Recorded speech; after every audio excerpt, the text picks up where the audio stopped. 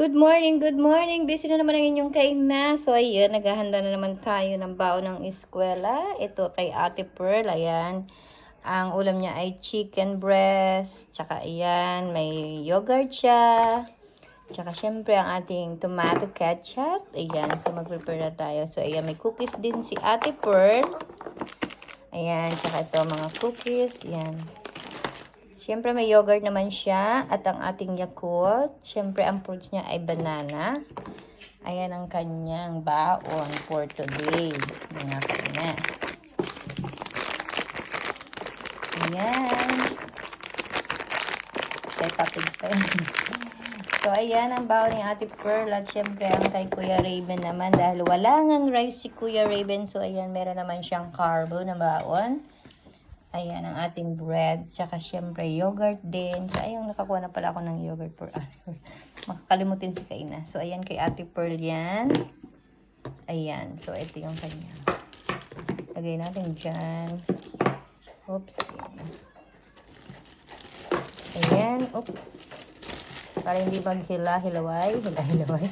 Maghiwa-hiwalay. Ayan. Syempre, meron din siyang water. Yan kay Kuya Raven, ito yan, yogurt, Yakult, and ang kanyang fruits ay apple. Ayan. So,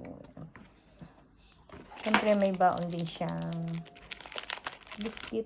Ayan. Okay lang dito yan. Ang kanyang Yakult everyday okay. So, ayan. Ayan ang baon nila mga kanina. Para pagkain niya ng yogurt, di niya malimutan. Ito kay Ate Pearl. So, yan. Spoon na rin siya. Para sa rice, para sa yogurt. Ayan, ito kay Kuya Pearl. Ay, kay Kuya Pearl. Kay Kuya Raven. Ayan. So, ito na nga tayo pala. Ayan.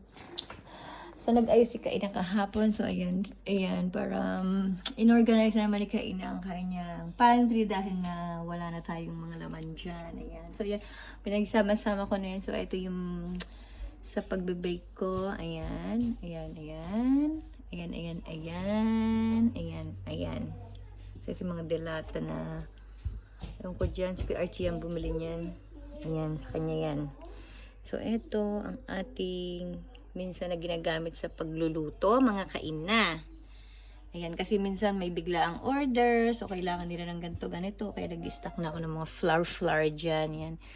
So, ayan, kasi yan, nilagay ko kasi wala pa akong pang label, so ayan, pag ginupit ko yung flour ko, ano yan, so nilagay ko na lang yung, ayan, yung pangalan nila. For example, cake flour, ito cornstarch, ayan, kasi wala pa akong pang label, ano, mahirap pa si Kaina, so ayan, like this, kasaba. Ayan. Yep, baby. Yeah, so ayan, mga kaina. So, ito yung mga oats nila. Ayan. So, ito yung pang breakfast yan ni Kaama. Ayan, oatmeal. So, andito yung mga tea. Ayan, tea. And then, choco. And then, ito yung mga biscuit nila. So, ito yung mga biscuit nila na pag-bound sa school. Ayan, mga kaina. Ayan. Ayan ang mga pambaon nila, o, diba? Maggastos. So, ito yung mga open na kasi nilalagay ko dito. Siyempre, alam mo naman, at may mga bisita minsan na mga ipis-ipis dyan. So, ayan na, dito yung mga noodles. Ayan, noodles ng arte. So, ayan dito yung mga junk foods. Ayan. And then, ang ating rice. So, ayan, may naligaw na hindi dapat dito. Yan, isa to. Ayan, kasi si Kuya Archie nag-organize niyan. So, ayan. Ayan, ayan, ayan. O, ando na mga pasta. Sa taas, pasta. Mga noodles, like this. Ayan, basta yun na yan. So, andito yung mga palaman natin. So, ayan, meron nga tayong paborito ng bayan. Kaunti na ang laman dahil wala pang kaperahan. So, ito ang ating ham, mayo, and then ating Nutella, and then ang kape ni Kaina ay konti na lang, and peanut butter, and strawberry jam. So actually meron pang kape si Kaina. Yan, si Kaina ay coffee lover. Pwede ba yung mawalang stock si Kaina? So ayan, ito yung mga chocolates chips. Ayan, chocolates drops pala yan. na pang-bake ko, mga kaina. So, ayan, magbe-bake tayo ng red velvet mamaya. Hopefully. So, ito ang ating freezer din, mga kaina. So, ayan ang ating mga egg. Ayan, wala nang laman ng rep ni kaina. So, di ba? Puro butter na lang. Puro butter na lang ang laman ng rep ni kaina. So, ito yung cheese. Ano ba ito? Ayan, mozzarella cheese, Irin cheese, cheese. Ayan, ito yung baong ko nung nakaraan. So, ayan, na-open ko na kasi pinalagay ko sa container. And then, ito yung tomato sauce na na-open ko sa can. So, syempre, nilipat ko dito sa canister. Syempre, hindi na healthy pag nasa can pa siya. So, ito yung raspberry. So, ito yung pinirito ni Ate Archen na cheese stick.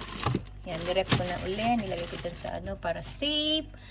And then, yung egg yolks na nagamit ko nung kinuha ko na yung egg whites na kinuha ko yung egg yolk.